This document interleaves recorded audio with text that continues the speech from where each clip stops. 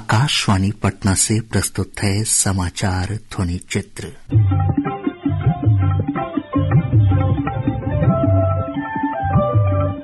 आज के इस अंक में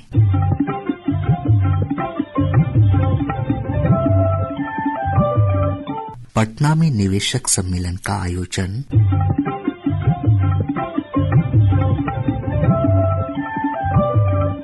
रोजगार मेले का 14वां चरण,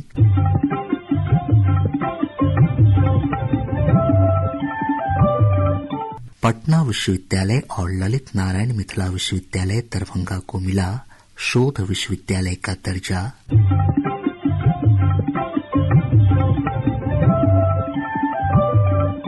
और एक श्रद्धांजलि महान फिल्म निर्देशक श्याम बेनेगल को।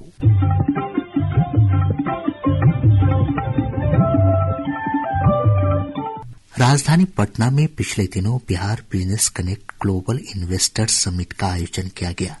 इस समिट में विभिन्न औद्योगिक कंपनियों ने रिकॉर्ड 1,80,000 करोड़ रुपए के निवेश पर सहमति जताई है।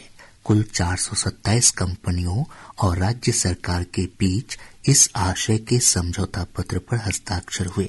उद्योग विभाग की सचिव वंदना प्रेयसी ने बताया कि पिछले निवेशक सम्मेलन से इस बार 3.5 गुना अधिक निवेश का करार हुआ है। हमें उम्मीद थी कि बहुत एनकरेजिंग रिस्पांस मिलेगा, but more than encouraging today it's overwhelming. इस बार 1,80,000 करोड़ का निवेशक मिला है, जो कि पिछले साल 53,000 करोड़ था और उसके 3 गुना से भी ज्यादा है। श्रीमती प्रेयसी ने बताया कि मुख्य रूप से नवीकरणीय ऊर्जा, खाद्य प्रसंस्करण, विनिर्माण, स्वास्थ्य, सूचना प्रौद्योगिकी, परिवहन और वस्त्र उद्योग के क्षेत्र में निवेश होगा।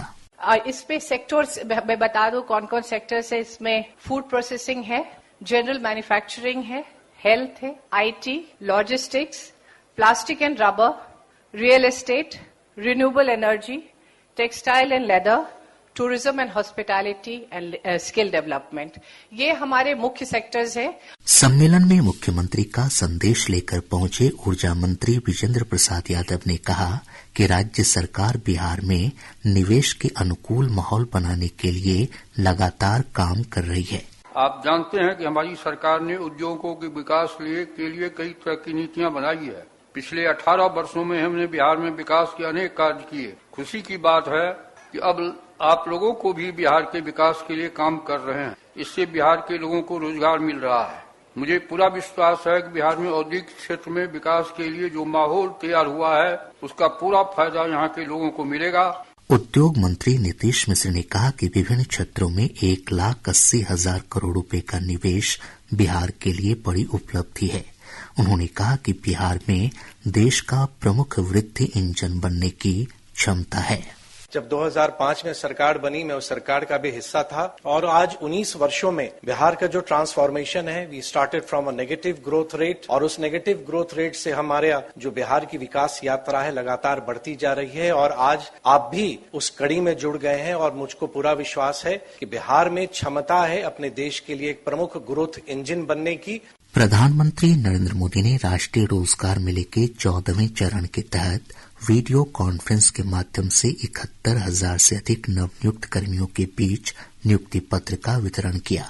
इस अवसर पर श्री मोदी ने नवनियुक्त कर्मियों को शुभकामनाएं देते हुए कहा कि रोजगार मेला युवाओं के लिए संभावनाओं के नए द्वार खोल रहा है। भारत के युवाओं के सामर्थ्य और प्रतिभा का भरपूर उपयोग हमारी सरकार की सबसे बड़ी प्राथमिकता है। रोजगार मेलों के जरिए हम लगातार इस दिशा में काम कर रहे हैं। पिछले 10 वर्षों से सरकार के विभिन्न मंत्रालयों, विभागों और संस्थाओं में सरकारी नौकरी देने का अभियान चल रहा है। श्री मोदी ने कहा कि सरकार की नीतियों के कारण आज रोजगार और स्वरोजगार के नए अवसर पैदा हो रहे हैं। आज जब एक युवा अपना स्टार्टअप शुरू करने का फैसला करता है तो उसे एक पूरा इकोसिस्टम अपने साथ सहयोग के लिए मिलता है। आज स्पोर्ट्स में ट्रेनिंग से लेकर टूर्नामेंट तक हर कदम पर युवाओं के लिए आधुनिक व्यवस्थाएं बन रही हैं। आज कितने ही सेक्टर्स में हम कंप्लीट ट्रांसफॉर्मेशन देख रहे हैं। रोजगार मेले का आयोजन पटना और मुजफ्फरपुर समेत देश भर के 45 स्थानों पर किया गया।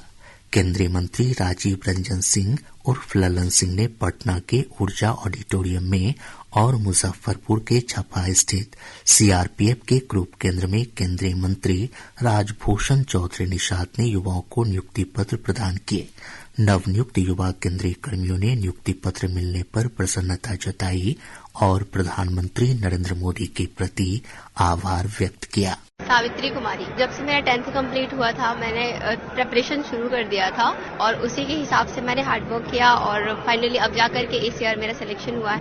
मेरा नाम मोहम्मद शहबाज अंसारी है। मैं बिहार के भोजपुर जिला का निवासी हूँ। 2024 के इस रोजगार में मुझे कांस्टेबल पद पर सीआरपीएफ विभाग में मुझे चयनित किया गया। इसके लिए मुझे नियुक्ति पत्र मिला। आज नियुक्ति पत्र मुझे माननीय मंत्री ललन सिंह के द्वारा मिला है। इसके बाद मैं बहुत ही खुश हूँ।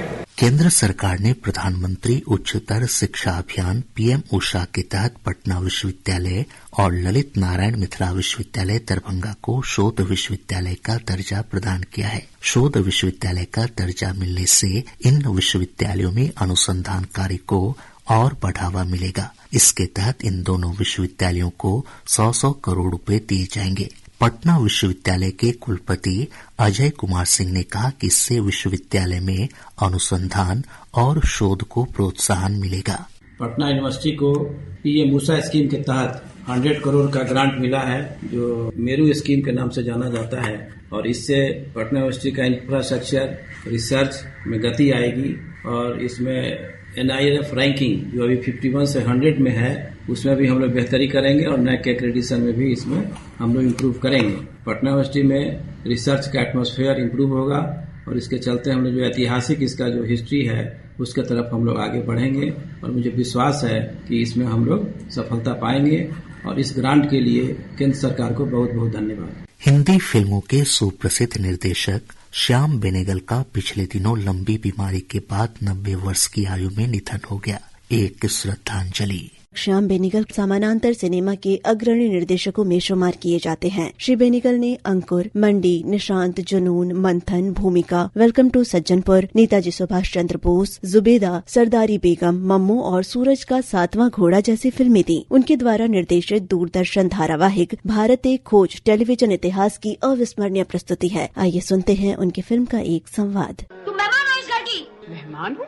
हाँ। अपनी सगी बहन के घर में मैं मेहमान हूँ? अच्छा, जिनका अपना घर नहीं होता उनका तो कोई घर ही नहीं। श्याम बेनेगल ने योगदान के लिए भारतीय सिनेमा के सर्वोच्च पुरस्कार दादा साहेब फाल्के पुरस्कार से नवाजे गए। सर्वश्रेष्ठ हिंदी फीचर फिल्म के लिए राष्ट्रीय फिल्म पुरस्कार 5 बार जीतने वाले वे एकमात्र फिल्म निर्देशक हैं। इसके साथ ही आज का समाचार ध्वनि चित्र कार्यक्रम संपन्न होता है। यह कार्यक्रम प्रत्येक बुधवार की रात 7:52 पर आकाशवाणी पटना के प्रादेशिक समाचार एकांश द्वारा प्रस्तुत किया जाता है। संपादन और वाचन अभिषेक दास, ध्वनियांकन राहुल कुमार और प्रस्तुति धर्मेंद्र कुमार राय।